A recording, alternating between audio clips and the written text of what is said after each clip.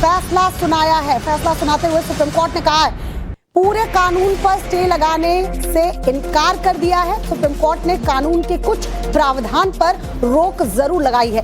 वक्फ करने के लिए 5 साल मुस्लिम होने की शर्त पर रोक लगाई गई है। सुप्रीम कोर्ट द्वारा वक्फ बोर्ड में 3 से ज्यादा गैर मुस्लिम सदस्य ना हो, ये कहना है सुप्रीम कोर्ट की तरफ से। अपने फैसले में जो है सुप्रीम कोर्ट ने तमाम बातें कही हैं। कलेक्टर वक्फ भूमि विवाद का निपटारा नहीं कर सकते। दरअसल 3 वो मुद्दे जो प्रमुखता से उठाए गए थे, उन 3 मुद्दों पर सुप्रीम कोर्ट की ये टिप्पणी जो है आपको बता रहे हैं इस वक्त सामने आई है। बड़ा फैसला सुप्रीम कोर्ट का।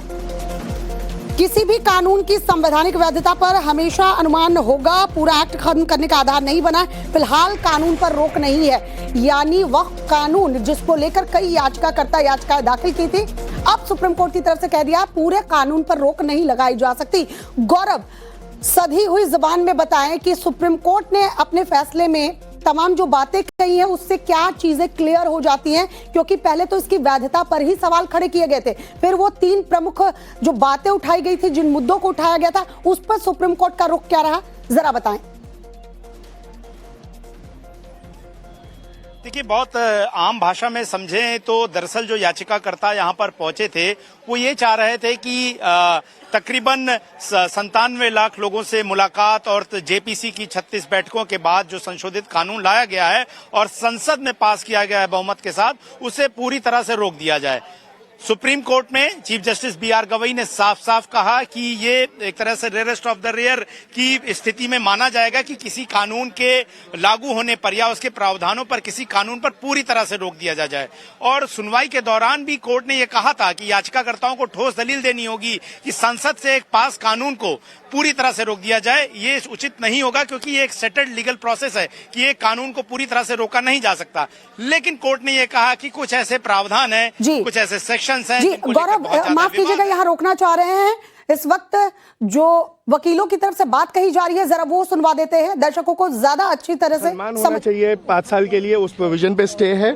साथ ही साथ कि जो सेक्शन प्रोविजो 3C का है उसमें कहा गया है कि जो प्रॉपर्टी है उनको जब तक कि ट्राइब्यूनल का डिटर्मिनेशन हाईकोर्ट के साथ नहीं हो जाता है तब तक उसमें वो स्टे रहेगा, उनको डिस्पोजेस नहीं किया जाएगा, कोई थर्ड पार्टी इंटरेस्ट नहीं क्रिएट होगा।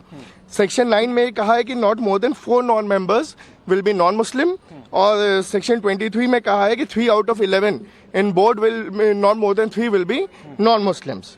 सेक्शन 23 को स्टे नहीं किया गया है, लेकिन ये कहा गया है कि all effort should be made to appoint CEO from the Muslim community.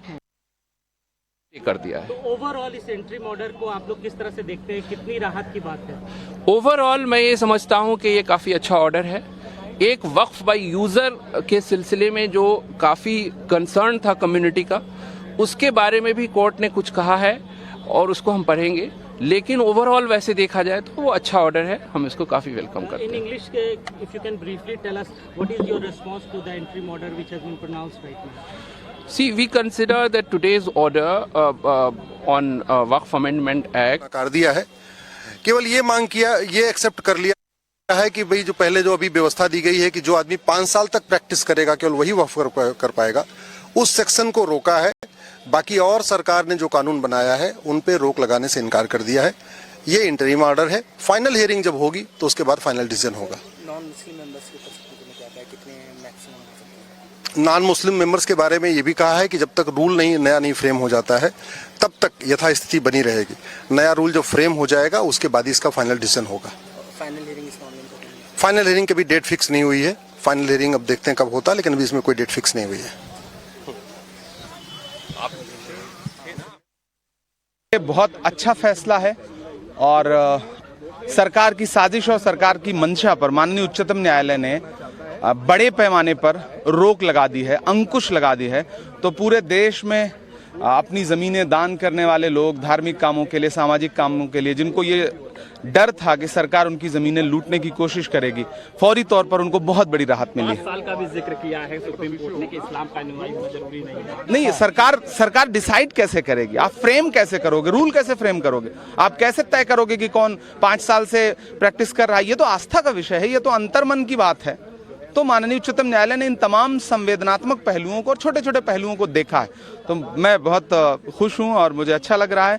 एक बहुत बड़ी लड़ाई है इस देश में वक्फ की जमीनों को बचाने की, हम उस लड़ाई को लड़ते रहेंगे। वक्फ बाय यूज़र पे हमारी बात मान ली गई है। इसके साथ साथ जो है प्रोटेक्टेड मॉन्यूमेंट के ऊपर भी हमारी बात मान ली गई है कि कोई थर्ड पार्टी क्लेम नहीं होगा, ये बात मान ली गई है। 5 साल की जो कैद लगाई गई थी वो हटा दी गई है और इसके साथ साथ जो है उम्मीद पोर्टल को डेट को एक्सटेंड करने की बात कही गई है। और वक्फ बाय यूज़र के ऊपर भी हमारा जो वो था कि इसको इस तरह से आर्बिट्री ख़त्म नहीं होना चाहिए, वो बात मान ली गई है।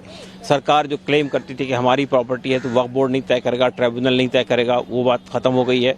तो मेरा कहना यह है कि बाय एंड लार्ज बहुत सारी बातें हमारी स्वीकार कर ली गई है तो हम समझते हैं कि बड़ी हद तक सेटिस्फैक्ट्री है। जो माननीय सर्वोच्च न्यायालय ने अंतरिम राहत पे विचार करते हुए बहुत स्पष्ट आदेश दिया कि जो वक्फ अमेंडमेंट की जो प्रोविजंस है उसको स्टे नहीं किया गया है। दूसरा बात उन्होंने कहा है कि जो रजिस्ट्रेशन का जो मुद्दा है उस पर भी कोई स्टे नहीं है, यानी कि जो वक्फ रजिस्टर्ड नहीं है या जिसको रजिस्टर नहीं कराया जाएगा वो वक्फ प्रॉपर्टी ट्रीट नहीं होगा। तीसरी बात उन्होंने कहा कि जो नॉन मुस्लिम्स को मेंबर बनाने की बात कही है वक्फ बोर्ड में या अपीलेट ट्राइब्यूनल में, उसमें 3 की संख्या नॉन मुस्लिम्स की हो सकती है, उससे ज्यादा की संख्या नहीं हो सकती है। चौथी बात जो उन्होंने कहा है कि जो भी आप किसी को कहते हैं कि इनका वक्फ प्रॉपर्टी जायज नहीं है, कानून सम्मत नहीं है, तो जो प्रोसीजर प्रिस्क्राइब्ड है वक्फ एक्ट में इंक्लूडिंग अमेंडमेंट एक्ट, उसके हिसाब से ही आप उसको उस प्रॉपर्टी से बेदखल कर सकते हैं। तो लगातार रिएक्शन